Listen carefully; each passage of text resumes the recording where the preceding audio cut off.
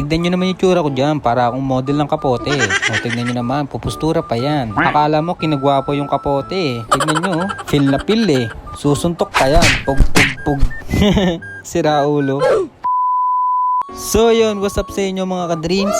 Magandang umaga po sa inyo lahat. At ayun na nga, papasok tayo ng trabaho. Kailangan natin pumasok dahil wala tayong pambiling pagkain. Charot lang, kailangan natin magsipag syempre para sa pang-araw-araw natin. So yun na nga, habang naglalakad tayo dito, medyo makulimdim at umaambon na. Buti na lang nakamalupitang kapote tayo. Binibilisan na natin maglakad dahil nga medyo late na tayo. Always kasi akong late Ewan ko ba? Anong oras na kasi ako gumigising? Kaka-cellphone mo yan, Yurts So yun na nga, nandito na nga tayo sa site. At nire-record ko na nga yung mga ginawa natin sa trabaho. Ang sipag ko kahit late mapasok pa rin. Charot lang.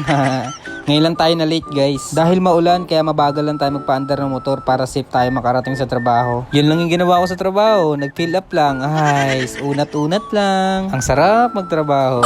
So yun na nga, pauwi na nga tayo guys. Sinuot na nga natin yung pang model nating kapote. Feeling ko pag suot ko yan, gumagawa po ako Pakulang lang ako sa kain. Nagugutom na kasi ako Porket sinuot ko lang yung kapote, feeling pogi na Tignan nyo naman, pumupustura pa. Feel na feel Baka mamaya kunin ako ng brand ng kapote na to. May acting skills pa yan. Tignan nyo naman.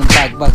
Boom! Sira ulo, umuwi ka na Yorks. At yun na nga, pauwi na nga tayo mga ka-dreams. At naglalakad na nga tayo, medyo malakas ang ulan. Yung motor ko kasi sa iba nakapark Wala kasing parking dito sa may site. Kaya iniba ko muna yung parking dahil nga may ginagawa ditong construction. Anyway, pag uwi ko nito mga ka-dreams, kakain tayo malala dahil nga nagugutom na tayo. Saan kaya masarap kumain? Parang gusto ko mag-pizza. Aha, alam ko na. Doon tayo sa may SM Sangandaan. Meron nga pala doon Greenwich. Doon tayo kakain. At ayun na nga, malapit na nga tayo sa motor natin mga ka-dreams. Grabe yung ulan, ang lakas. Itong suot ko nga palang kapote, bigay nga lang pala to ng company namin. O diba, ang bait ng company namin, binigyan kami ng kapote. Ganun sila magpahalaga ng mga tauhan nila. Kaya hindi ako maalis sa trabaho nito Bukod sa maalaga, maganda pa magpasahod. So yun na nga, ito na nga yung motor natin mga ka-dreams. Paandarin na natin yan para makaalis na tayo. Syempre, first of all, huwag kakalimutan magdasal at magdahan-dahan sa pagmamaneho para safe tayo makauwi. At ayun na nga mga ka-dreams, nandito na nga tayo sa SM Sangandaan at